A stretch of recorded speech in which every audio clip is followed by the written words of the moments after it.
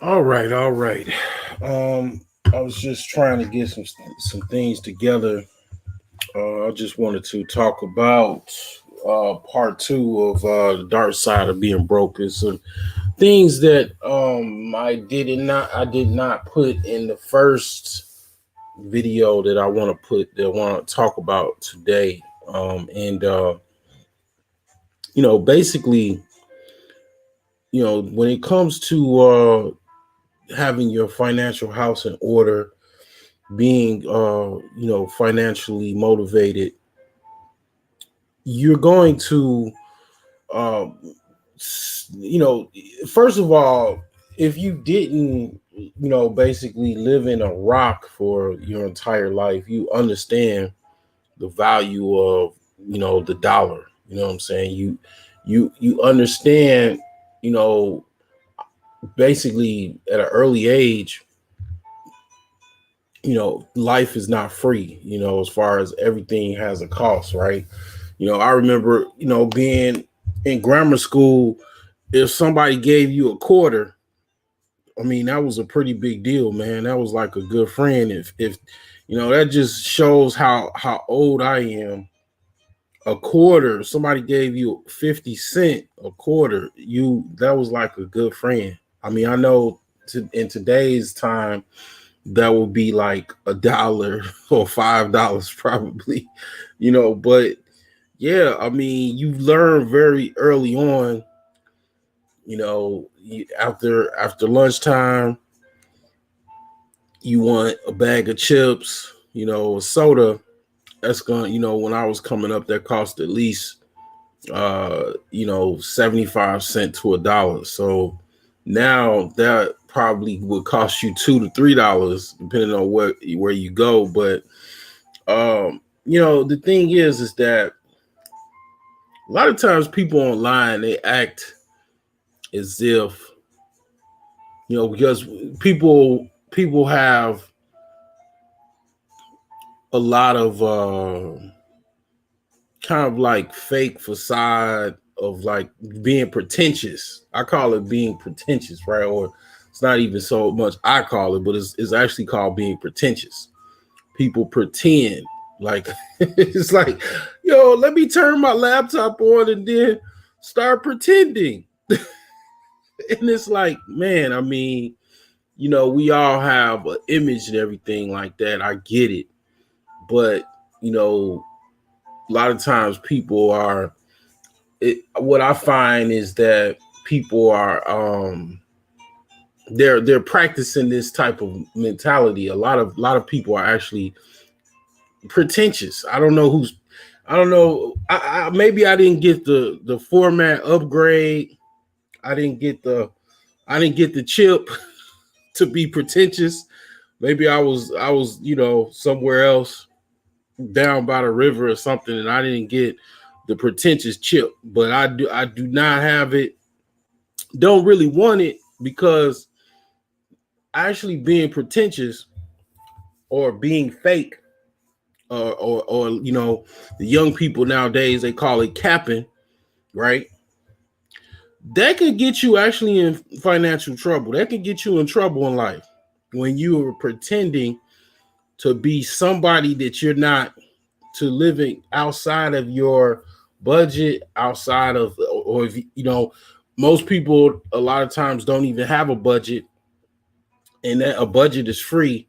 You can basically, well, all you have to do to create a budget is basically write down everything that you spend money on a monthly basis, and see if it overlaps how much you make or earn during a given month. On my website, the brokegeniuses.com, I have a budget calculator on the site that you could put in to figure out pretty much what your budget is for the month. So it's absolutely nothing for someone to create a budget. Now, here's the thing.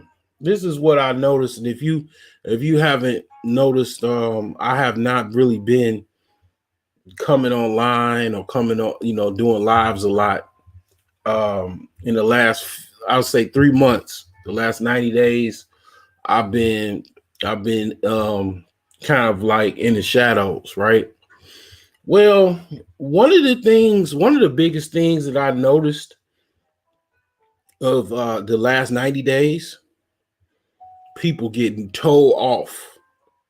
Okay, I've seen, man, there's so many people have been getting tore off the frame in the last 90 days.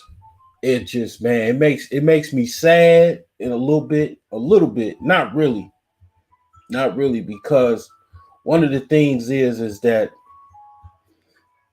it saddens me a little bit, but the reason why I'm not so sad is because you actually have people that they really don't understand or comprehend what you're saying. Some people may not, but you got people that just don't really care about.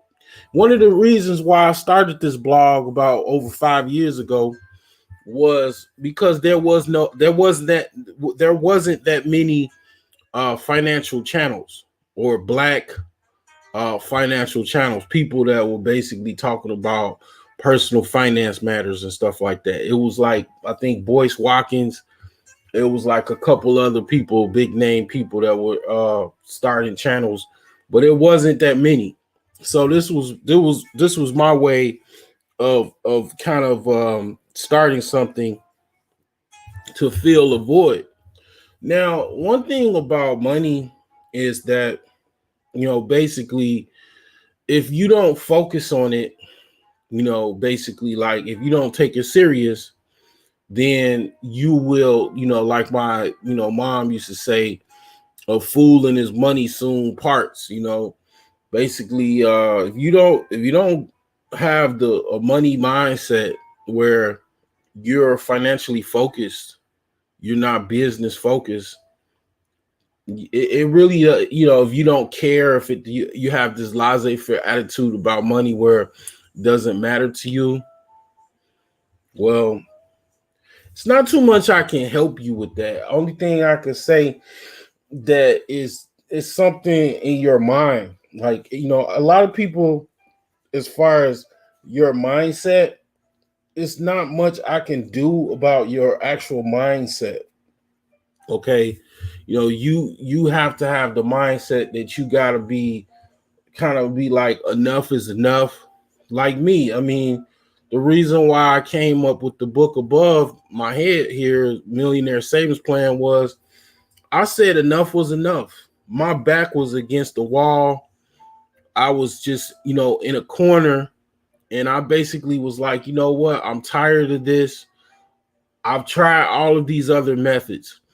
I've tried all of these, other people's methods and stuff like that. I'm going to start something that I think will, be better for me. And that was the Millionaire Savings Plan. It was something that I thought was going to be very difficult. And come to find out, it was actually not. It was really not that difficult at all. And one of the reasons why I thought it was difficult, because I always had a problem saving. The saving was much of an issue for me, because I would always have a job. I've been working, I've had, some very good jobs in my lifetime, but I've always had I've even had a store. I've had a business where a brick and mortar store. And the question remains is, why am I always broke and I'm making all of this money? Well, one of the reasons was I wasn't saving. I didn't even have a plan. That was another thing. I was literally, basically, a lot of people do this. You're just shooting, you're living life reactionary, like basically shooting off the cusp, like basically being reactionary to everything that comes your way, just trying to react the best way you can. Well, that, my friend, is basically just, that's like a herd mentality. Okay. That's like basically you're trying to, be just an animal trying to survive in the Serengeti. Like a lot of people are actually, they have that type of way of dealing with things. I get it. But what separated me from doing that and realizing, okay, I need to do something different, was basically this plan that I have above my head. I basically was like, you know what? Let me just start one step at a time with all of the things that I have to deal with. My debts. Right now, I'm just pretty much, I'm focused on the government at this point because that's the only party I owe. Basically student loans. But the thing is that all of the other, debts that I had with the millionaire savings plan, I paid it off, and it was a lot easier. I'll be honest with you. It was very easy for me to pay that old, city Chicago parking tickets, you know, part of other red light tickets and all these other old debts that I had, right? It's very easy to pay that when I had thousands of dollars in my bank account because I was saving my money. You know, I would have never been able to go to my house that I'm going to go later on today if I didn't save any money to buy it. I had to have the money to actually, get the house on contract and everything to even fix it up. I had to be able to save, even though, that's very difficult to fix houses up with just cash. It would not be possible without any type of savings. And the thing about it is, going back to the mind, I get it.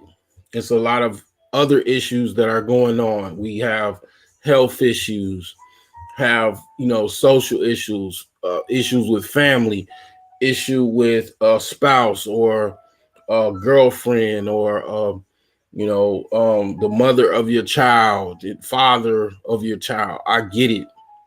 But at the end of the day, the question I have to ask is, did you have those problems before things got sour with your, family, or, partner or ex or whatever?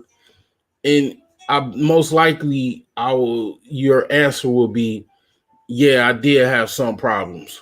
But, yeah, it probably got worse when you got into the situation that you've gotten in. And the thing is that I'll have to say, regarding relationships, a lot of even why we choose the relationships that we choose is based off of our options. A lot of times, more money, a lot of times equals more options. When it revolves relationships, when it involves places where you can live, even locations that you can go. Like, it'd be very hard to book a trip to go to, Italy with no money. It'd be very difficult to do that. But if you save for it, in a lot of travel agents, travel agencies, they have savings, or payment plans, right, for travel destinations. Well, if with the money that you had saved, that trip would be almost automatic. Not only would you have enough money to, travel, to basically ancient Rome, you'll have enough money to probably, I don't know, actually be able to partake into the local delicacies and, have some, money saved up. So when you come back, you're not, looking crazy at your landlord because you don't have, money to pay the rent. But all of this, basically, what I just said, it could be part of your plan. One of the things that I pretty much pride myself on is that these goals, these plans from step 1 to step 11, you get yourself a reward. You know, you start off, you save $1,000, you get yourself a budget, you also write down any debts you owe, you come up with the plan to pay the debts that you owe, as well as, you know, pay your current financial obligations. And then after that, you start saving as much money as you can, and you start from step 1, $1,000. Well, that $1,000, you can get yourself a reward. You know, whatever you choose. I recommend something as far as what you need. You might need, I don't know, you might need a freaking nice stove or something like that, and you've been putting it off. But you know, you like, well, I need a stove, I need a nice refrigerator or something. Well, when you saved $1,000, you like, okay, well, let me go buy a cheap stove, or a nice stove, or, you know, like me, I prefer used stuff. I mostly, all appliances, electronics, even cars, I try to get used, because the thing about it is, you know, the savings, it is just hands down is worth it. Like a lot of things, I don't know why women like a lot of new things, but women I know primarily, I think they pretty much, I don't know, programmed to like to want to get everything new. But yeah, used, I pretty much hands down, I get used, almost everything, just for the savings aspect. But you can get a brand new stove, whatever you choose to put your reward is for your $1,000, and then you work your way up to 2,000, and then whatever else you need or want, you get that for your reward, and you just keep moving along. And after a while, because you dealing with what you actually kind of have a need for, you're filling in the void of things that you need, and you'll have no guilt. It's absolutely no guilt, because you earned it. You saved your $1,000, you saved your $2,000, and you've earned it. You know, you've also been paying your debts, every month. You've been paying your, you know, current financial obligations, because definitely if you don't pay for current financial obligations, then those current financial obligations become debts. Okay, past due bills, and then collections, and then future debts. So I mean, in a nutshell, that's the power of this plan.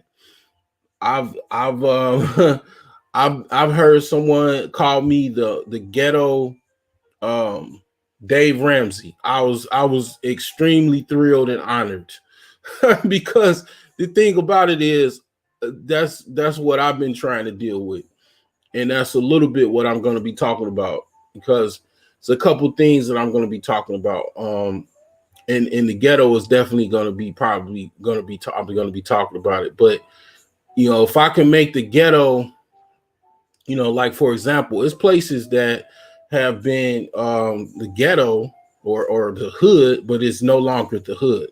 Prime example of that is New Orleans. New Orleans back in 2005, before Katrina, it was, you know, pretty much, you know, a ghetto, you know, area, right? A hood area, or a low income area, a wide area of low income housing and stuff like that, right? Well, New Orleans is no longer. You gotta have probably a $500,000, man. I did the research. You gotta have a $500,000 or more to buy, you know, places, you know, different places around New Orleans or the French Quarter or whatever, right? So, you know, it is. If I can turn the ghetto into an oasis with my knowledge and intellect. I hands down, I'm all for it. That's pretty much it would be a caveat for me. But one of the things that I'm going to talk about as far as the dark side of being broken, I'm going to give some historical relevance to this. One of the things that I was thinking about, what I was going to talk about as far as things, or what I was thinking about, is that I'm reminded that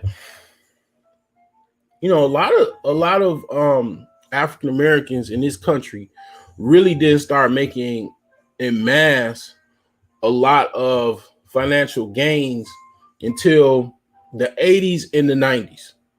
I actually witnessed it. Okay, being in the back seat of my mom's car or in the front seat, depending on who got the front seat first, either between me or my sisters.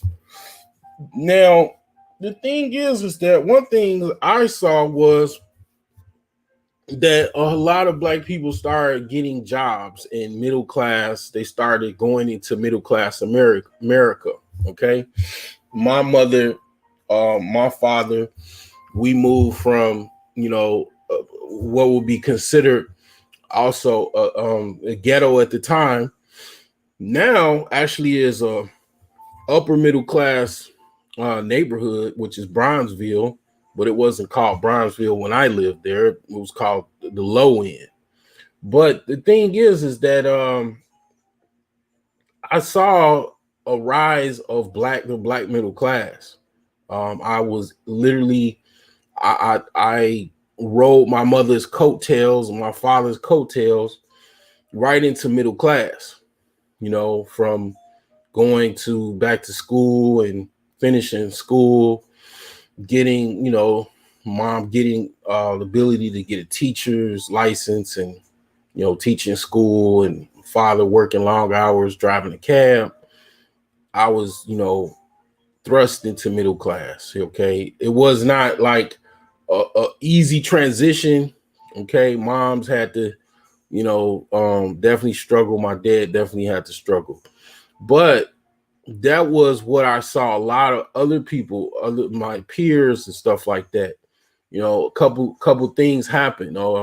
Fair Housing Act was passed, and also the Mortgage Act. I don't really know the name of it, but I talked about this before. Those two laws made it where okay, Mr. Mortgage Company, okay, Mr. Real Estate Broker or Realtor, okay, we know what you're doing. You do it, you get caught, got to pay a federal fine.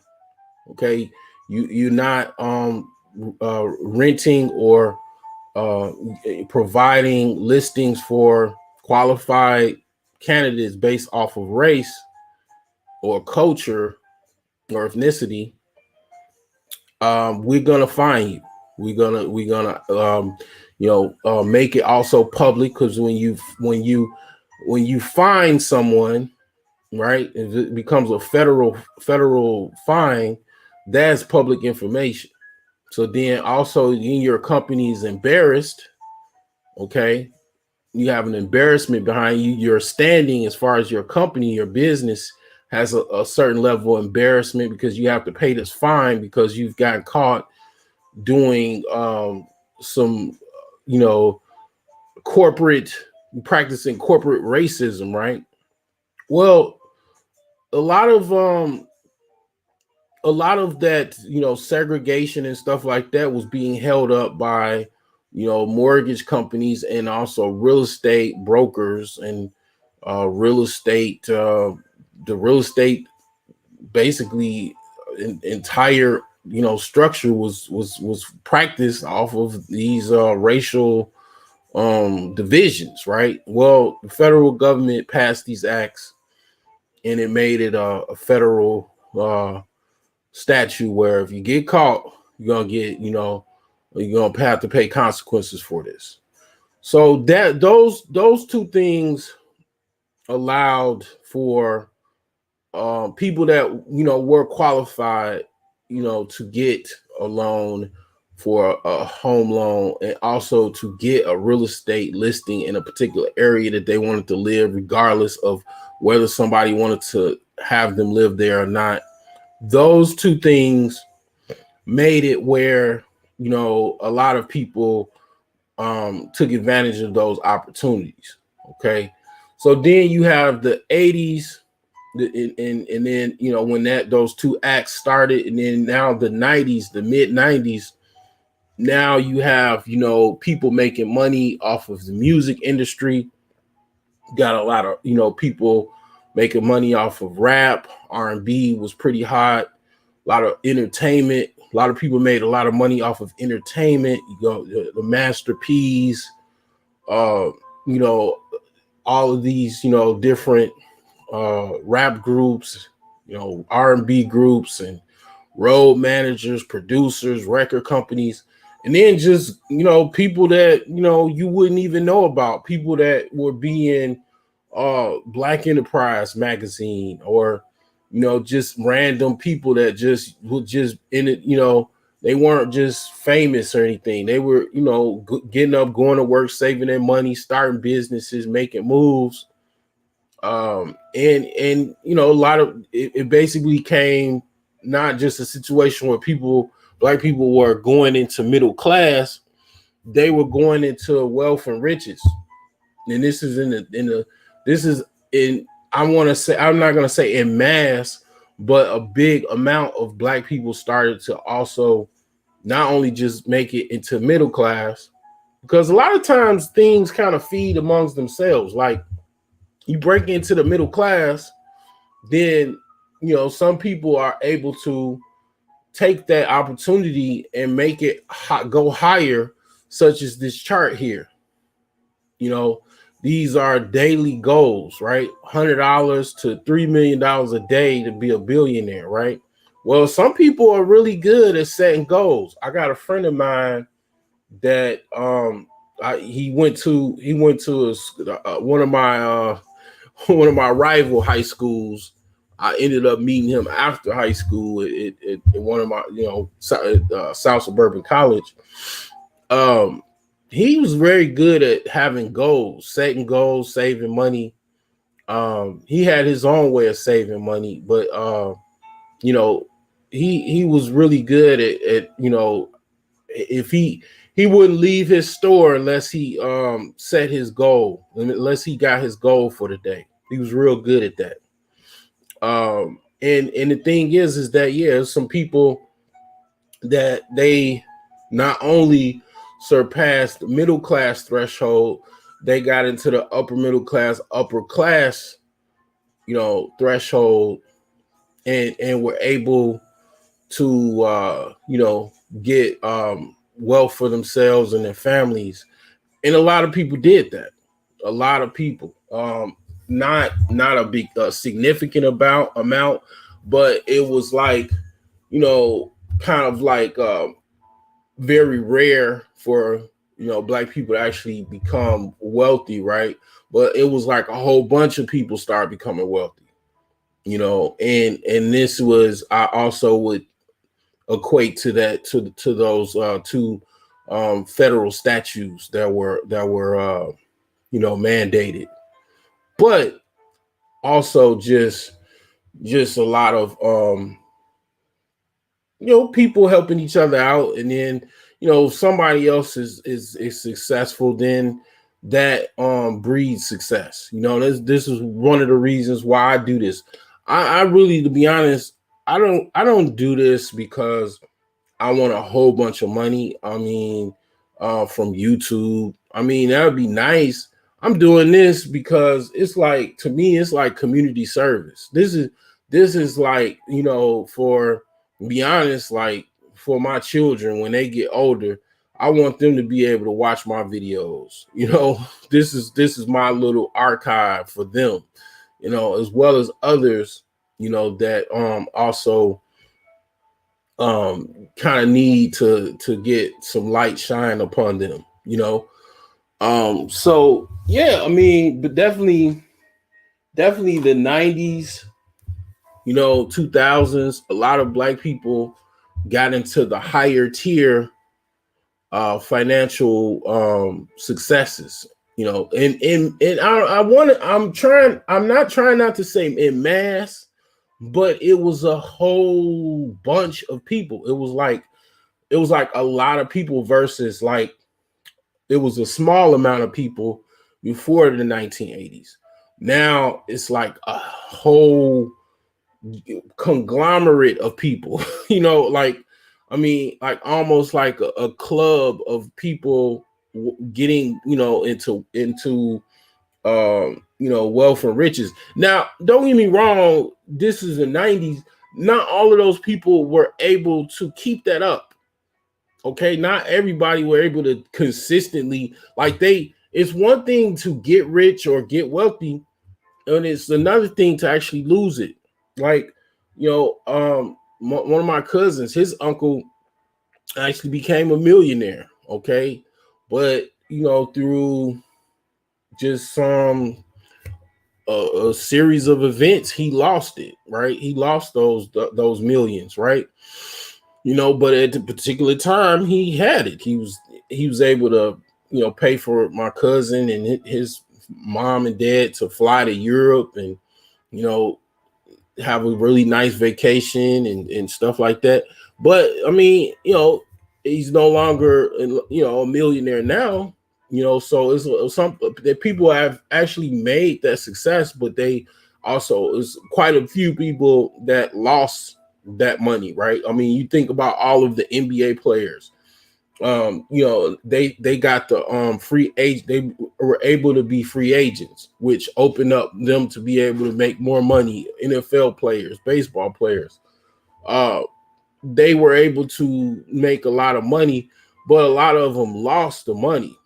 So don't get me wrong, it is people that have made the money, but also have lost it. But definitely being able to make it was a big deal because a lot of people, they were not able to make that money. So yeah, I mean, the whole thing about the dark side of being broke, that a lot of people don't want to talk about. Like, for example, a lot of one of the biggest fears, right? Or not even so much fears as concern is that, my daughter would have to, or even children, period, they would have to do something that I wouldn't really want them to do based off of them not having enough money. I mean, one of the memes that I created or I copied was kicking your children out at 18 is a generational curse. I mean, the thing about it is a lot of times it's not so much your children kicking them out. A lot of times, like myself, so much dysfunction, I need to leave in order for me to be functional. A lot of times children don't necessarily, or young adults don't want to leave their parents. Their parents are so wackadoo that you just damn near shit.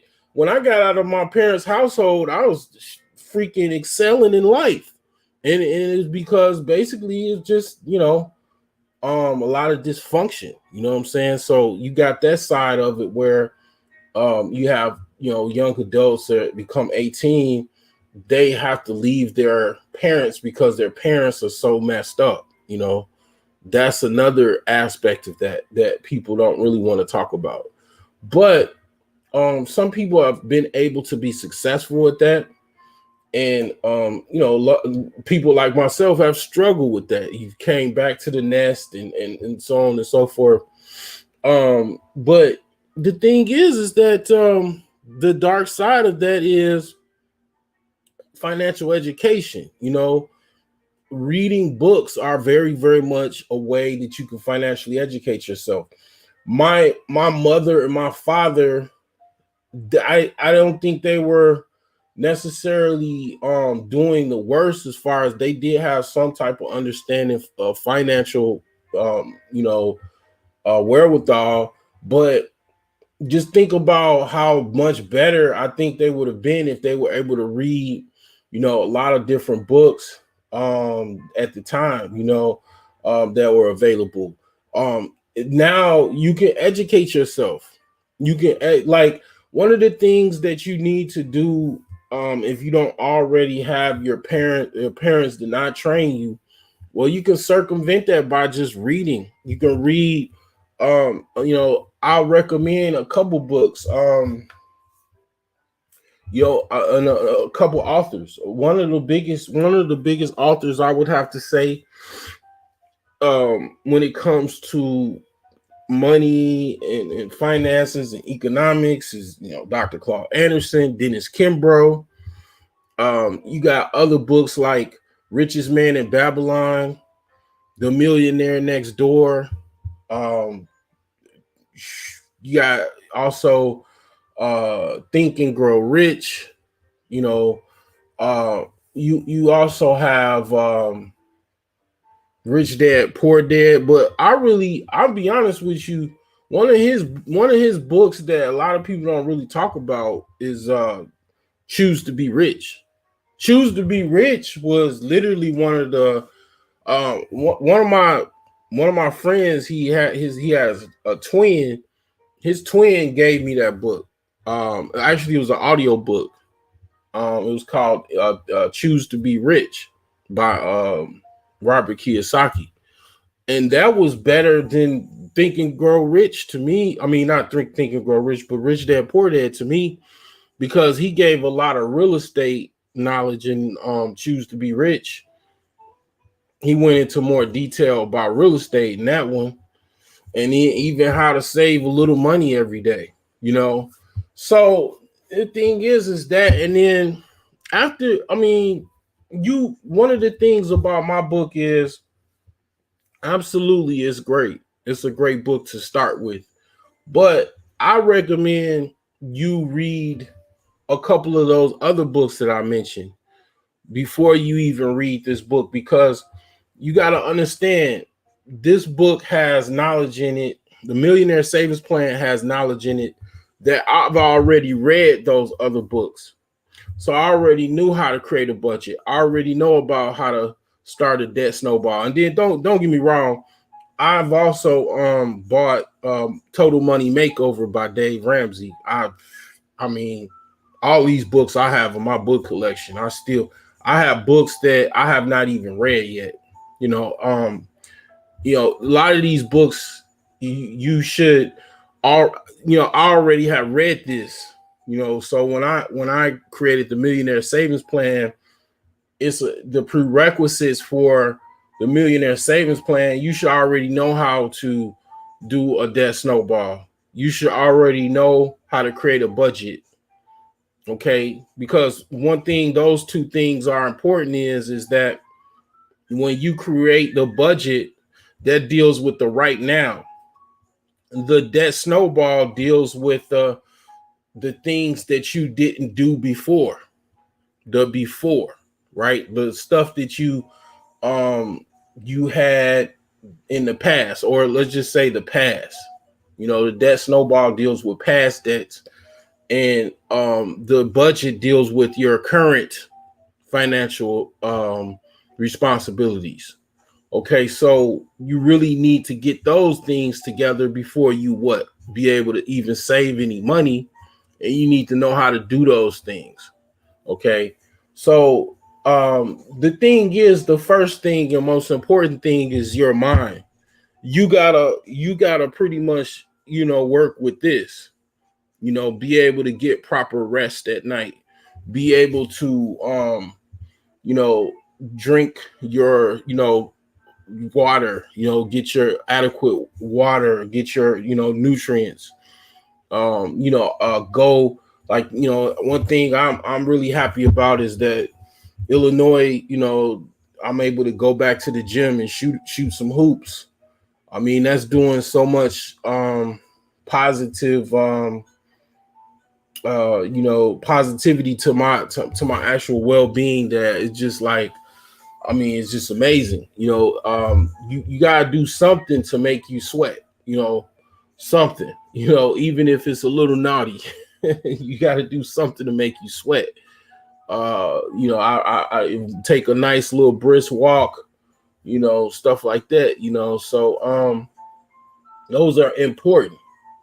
But going back to the dark side is that, yes, I've seen, like, in the last 90 days, I've seen people going to jail, people getting into the shootouts, and people uh, fighting each other over a stimulus check.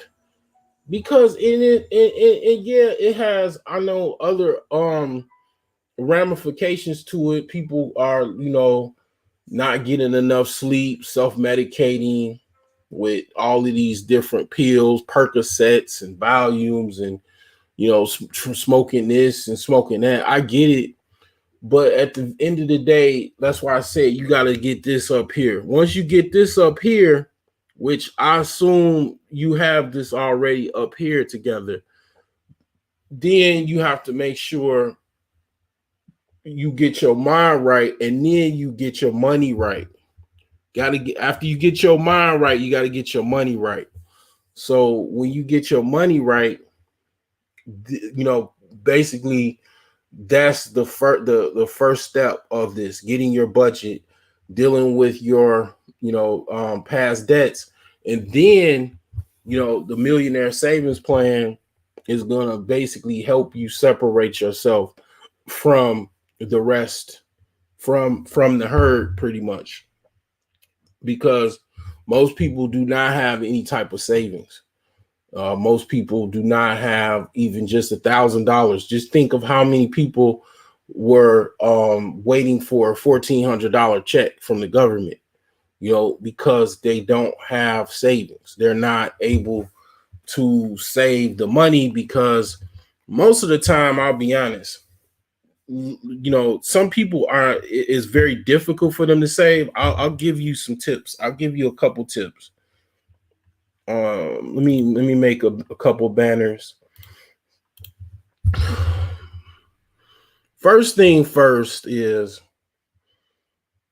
you have to restructure. You have to restructure. Most people have to restructure. Okay. You have to restructure. What I mean by restructure is whatever you have right now, that you have a situation where you don't have any money to save because you don't have any money to pay no debts off, and your budget is kicking your butt, meaning whatever you got to pay right now is kicking your butt. So you basically have to look at everything you got, and depending on how hard you want to have some change in your life, which means being able to even save some change. I'm literally meaning change. You need to restructure your life. If you're living in a house that you can't afford, well, in the Chicagoland area, there's a buyer's market now. Okay. People are finding a hard time finding real estate to buy, and they're qualified enough to buy it. So this is the opportunity that you could possibly look at putting your house on the market and selling it, because you can't afford to pay the mortgage. And then, okay, your mortgage is $1,800 a month.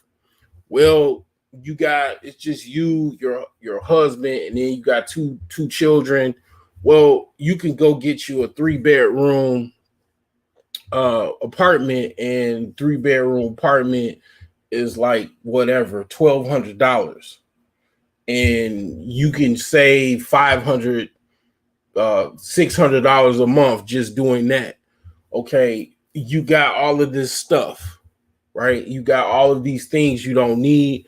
Well, you can go open an eBay account and just start selling these things that you don't need, and then using that money to get your, life in order, get your bills caught up, right? Okay.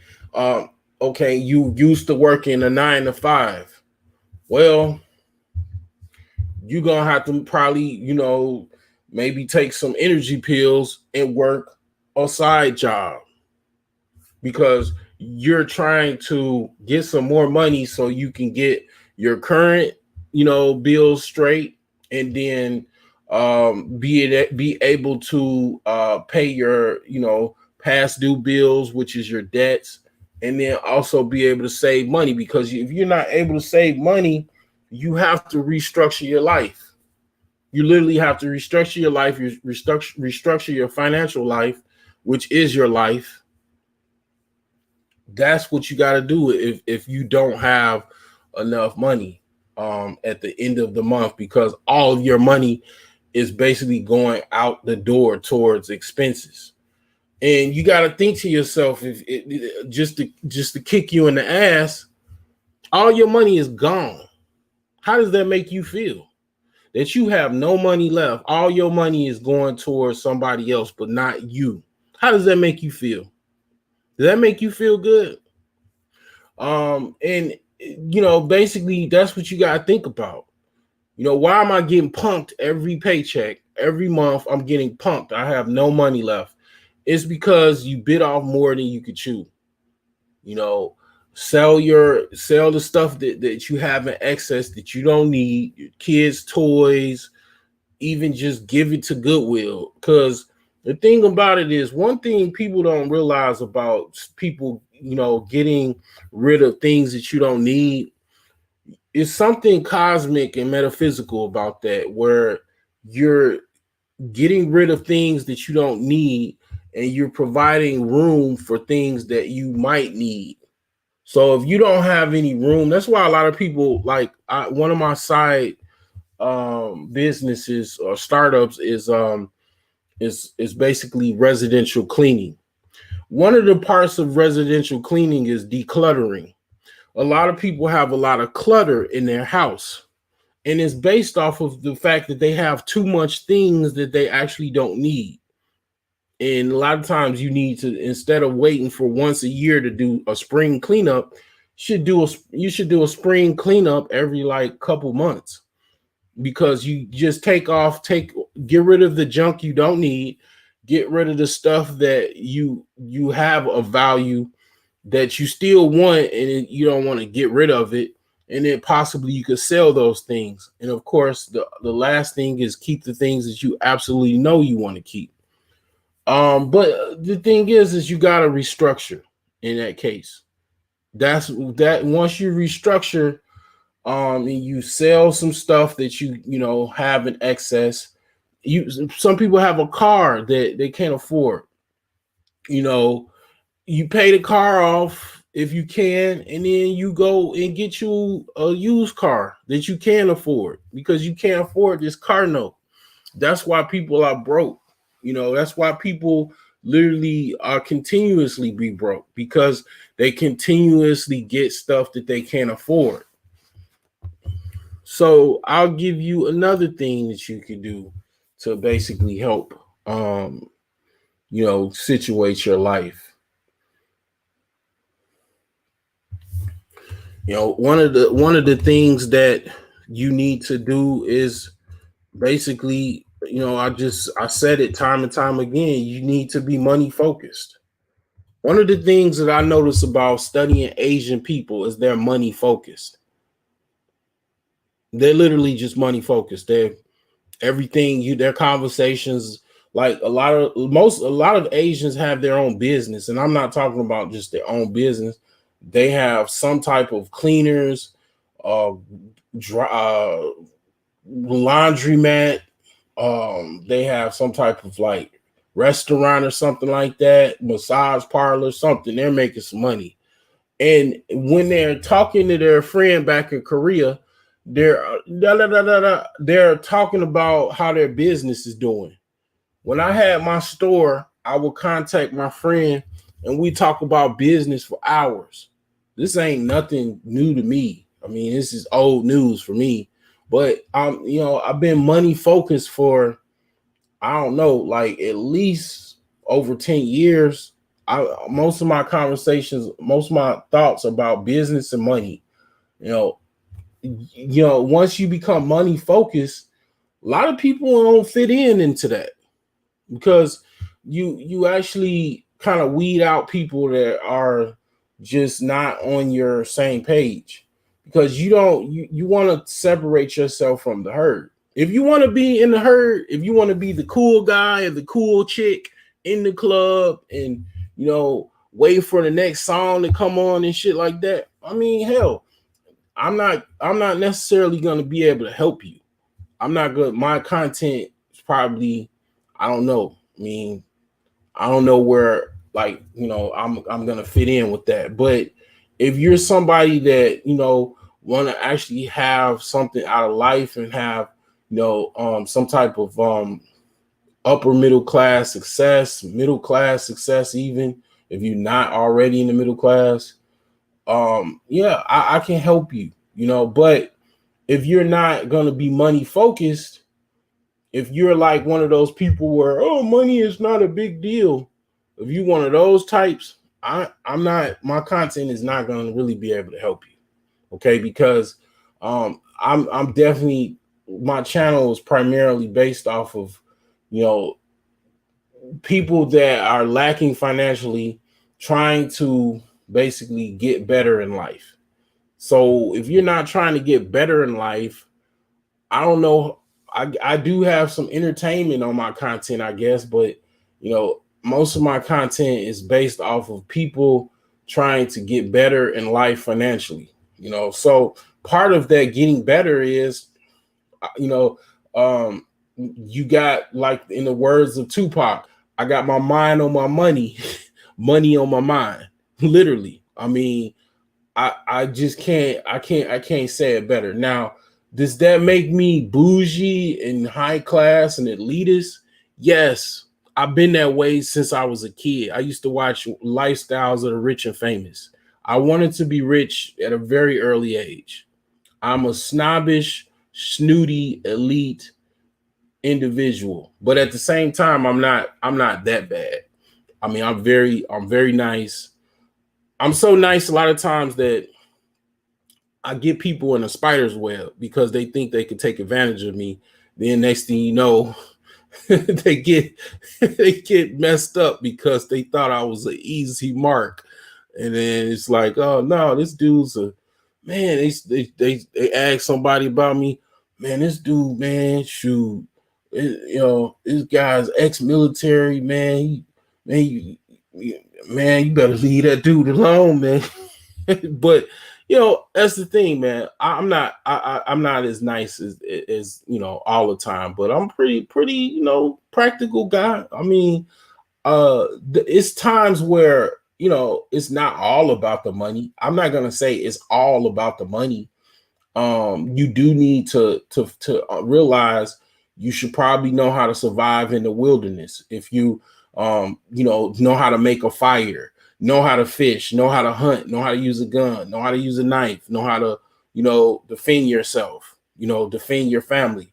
Yeah, those things are very much important. Matter of fact, I'm gonna be honest with you. I'm a barter. I will barter. Okay, the bartering system basically is one of the oldest systems. Okay, basically, you know how to do something, and then I got something that I need from you. We help each other out, and we both get results. I mean, that's basically what money is. It's just a minute in between until getting the results that you want. You take away the money, it's about what you actually know. That's why I always am trying to learn new things. I'm trying to learn new skills. I'm trying to do as much as I can every day. I mean, and because I want to be more valuable, I want to be able to be like, you know what? I see you making cookies and you're making little cakes and stuff, but I don't see you have a website. Well, I could create a website for you. Now, I ain't gonna say you're gonna give me a whole bunch of cakes, and then I got diabetes. Nah, after eating all these cakes, nah. I mean, but you give me, some money, I'll make you that website. you'll make it right back because you make some nice cakes and cookies. That's pretty much what I'm talking about. But when you're money focused, you also weed out these other individuals that waste your time, that also that are not really good for you. Because one thing about money is it weeds out a lot of bullshitters. Talk about money, it weeds out who's gonna put up or shut up. If you ain't gonna put up, shut the fuck up. Okay, that's what being money focused actually does for you. Okay, it gets rid of those people. I've had many situations, even recent, where people couldn't put up the money. They put up a little bit of it, and then they just fell off. And then they want to talk shit, and it's like, no, shut up, because you ain't putting no money up. So I mean that's very much important. Very much important. And it goes into the third thing, and that is basically reorganizing your life. After you reorganize, after you restructure, you got to reorganize your life. Okay, reorganization. Okay, that means basically you done already restructured your life. You've already, changed your mind to be more money focused. Now you reorganize. You need to reorganize because you don't have other people around you now. You're a money focused, restructured minimalist at this point. Okay, people are already. I'm gonna be honest with you. People are already gonna they're gonna do the work for you. They're going to leave you alone. She's not cool. She doesn't want to hang out on the happy hour with us. She doesn't want. She says she keeps saying that she doesn't have any money and she doesn't want us to give her any money. So she's a little like she's just boring. So I'm not gonna call her anymore. Or he don't want to hang out and play Madden all day because he's trying to learn how to code.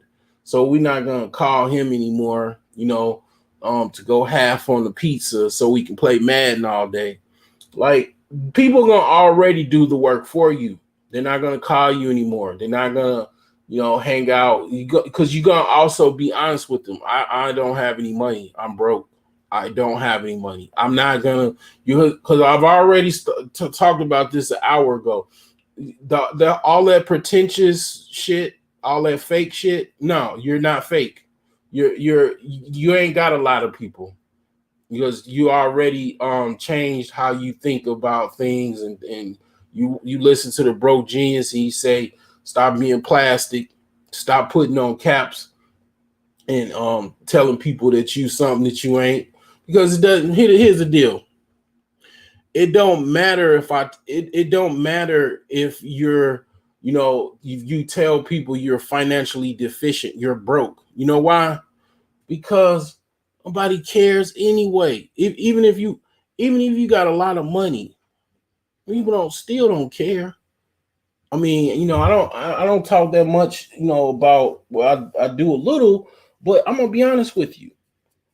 Even if you were a millionaire tomorrow, that ain't gonna make women want you just because of you. They want you because you got $1 million. Okay, a lot of women deal with broke people. They deal with broke men all the time. So it's not about. It doesn't even matter if you tell them you're broke or not. If a woman wants you. Because I can't think of why men are so pretentious. The only thing I can think of why men are pretentious is because of women. And I'm gonna tell you, it don't freaking matter if you got millionaire. I know, man, you got people that's millionaires still complaining about women. You know why? Because women don't even care, even if you're a millionaire. They don't even want you and it's only a certain amount of women that actually, you got women that they just got a decent job, and they got a independent, somewhat independent lifestyle, where they don't they're not necessarily asking men for money or need money from men, or even would, if a guy came to her and asked her, "Hey, I got $400 for you if you know come spend the night with me," and they're like, "No, hell no." It's only a select few. I'm not gonna say select few, but it's only a certain amount of women that actually will even partake in a man's money.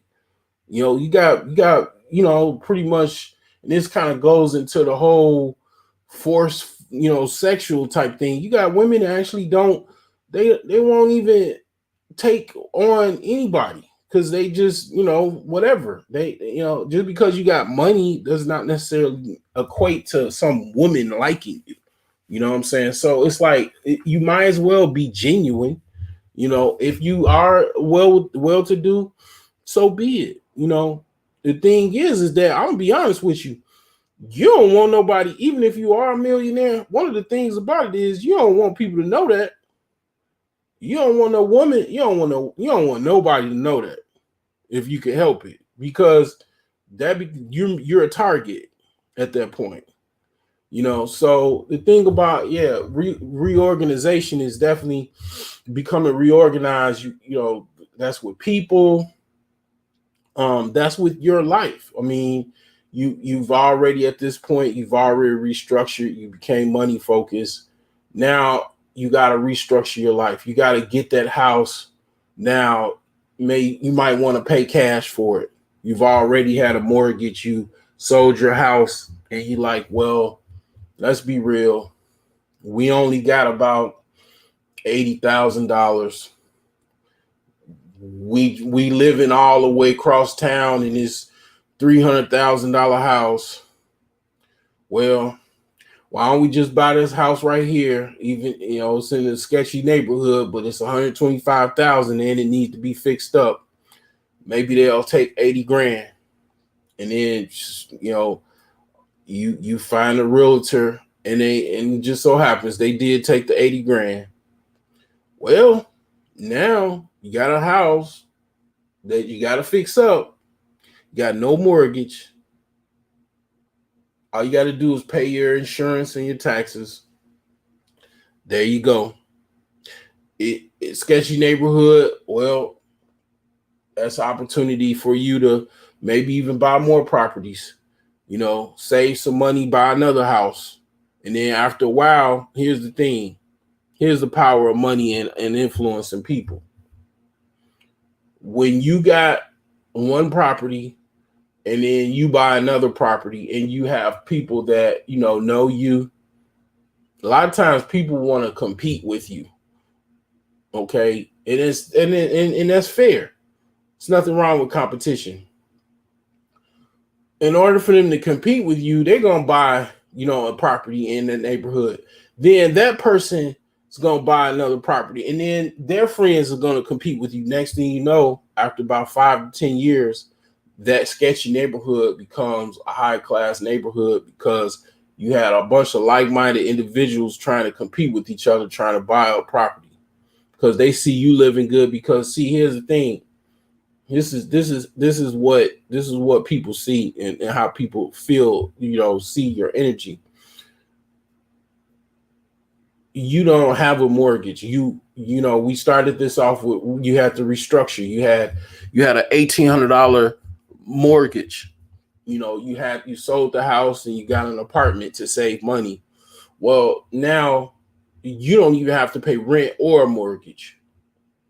So your cost for taxes and insurance is probably like $400, every, month or whatever. And that's just, something that you save just for an account, just for taxes and insurance.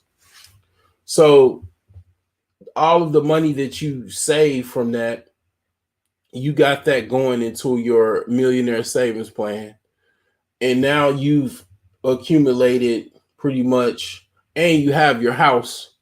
Your house is, pretty much part of it, because the house is worth at least what, $100,000 or more.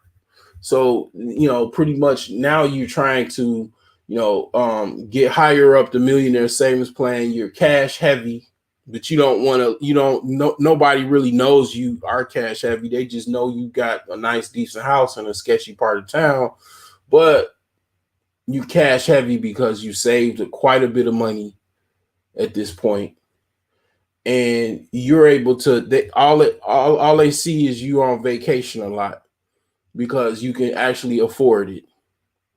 I mean, so you're on vacation a lot, and then you can buy just about any used car that you want, cash, a later year car. When they see you, they normally saw this stressed out individual, constantly stressed out.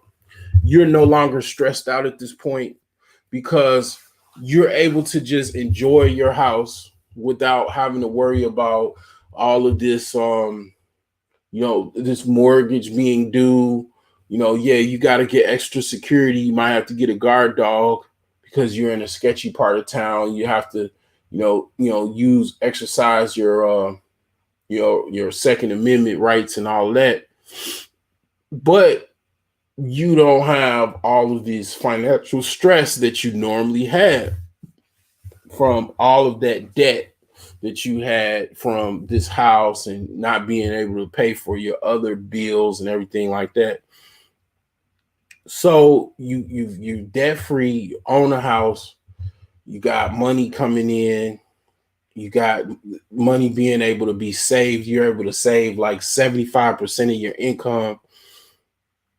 When you're daily, you driving around and you visiting people, visiting family and friends, you're not gonna brag to them, but they can tell. John got money now. They know your circumstances is that you don't have this mortgage anymore. You own your house. Basically, you've reorganized your life to where it fits whatever you have. Because see, that's what the problem that people have. That's pretty much the problem of America, right? People are not fitting in. They're not staying in the lane. One of the books that I've read is called Millionaire Fast Lane. People are not like, when I first started learning how to drive, my mom would hold the wheel when I got out of the lane, in a passenger seat, and she would say, "Stay in your lane." A lot of people, that's the problem that they have. They just don't want to stay in their lane. They are living in a neighborhood they can only afford if they got a mortgage. If they had to pay cash, like for example, if let's just say tomorrow the government passed a law where everybody can get a loan, but you have to put 30% down or 50% down or something like that. People can only get a house where they can afford. First of all, housing prices will skyrocket most likely because everybody could buy a house. There's no limitations. It's just based off of you have to have 50% ownership, or let's just say 30% ownership. Well, most people would only be able to, in that case, afford how much cash they have on hand, how much actual cash they have, right? Well, that would eliminate people actually going to go live high on the mountain somewhere in the woods with a $500,000 mortgage and a high, interest rate, and then they lose their job and then they can't be able to afford to pay for it. Well, if you had to put 30% down, you can only get you a house where you can actually afford to actually pay for it. Because you already coming in 30% ownership, So you would eliminate that. Well, what if I told you, if you just had that same mindset, you'll be in your lane and you wouldn't have the problem of basically not being able to pay this mortgage, or situations like that, because one, you already own 30% of the house. So the equity in it that you would have, if you ever had to, let's just say, an emergency happened where you lost your job, you're not able to pay the mortgage, well, you already own 30% of it. So when you put it on the market, the bank has to give you, basically, whoever buys that property, they have to give you the money to the mortgage company, the balance that you owe, but you get some of the money to go buy another house or whatever you want to do, because you already own 30% of it. They have to pay you some money, depending on if the house has some type of value. So the thing is that in most cases you are able to pay for that mortgage because you've already put 30% down, so your mortgage bill is not that high, and you're staying in your lane. You know, most people really, yeah, you can get a car, you can get a car loan. I mean, there's people getting a car loan today, right? But can you afford that car? Can you are you is that car does that car make sense for you to afford it? In most cases it doesn't, right? But that's the nature of capitalism in America, and auto manufacturers and stuff like that. I get it. But how much cash do you have? You only have 5 grand. Well, go buy you a car that's 6 or 7 grand and see if you can negotiate for 5 grand. And then that's all you can afford. That's what you get. No car loan. You don't have to have full coverage insurance. How much did you save yourself from a 60-year car note that's 400 or 500, 600, $700?